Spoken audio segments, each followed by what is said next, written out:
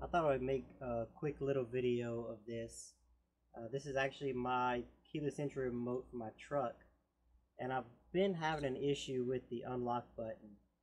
And you can see that this is a pretty old remote. The unlock button is actually, the little silk screen is worn completely off, and it was giving me trouble. It would lock just fine, so I knew the battery didn't have an issue. I knew the truck itself didn't have an issue, but it wouldn't unlock. It would do it very sporadically.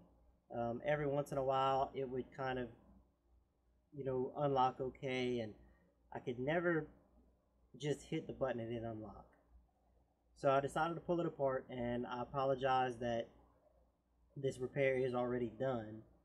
But what I found was that these little contacts here for the buttons, the unlock button in particular, seem really gunked up. I mean, I believe that they're normally supposed to have this kind of black finish to them.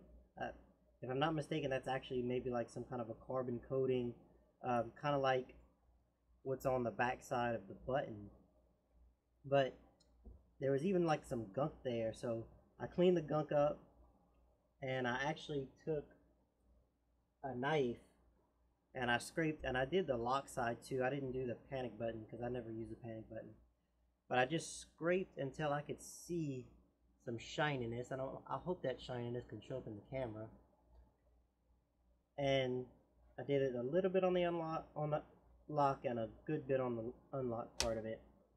And after that, it seemed to work great.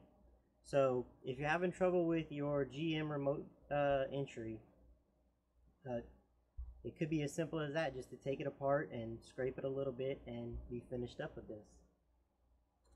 Just thought I'd make a quick little video of that, just in case anyone was interested.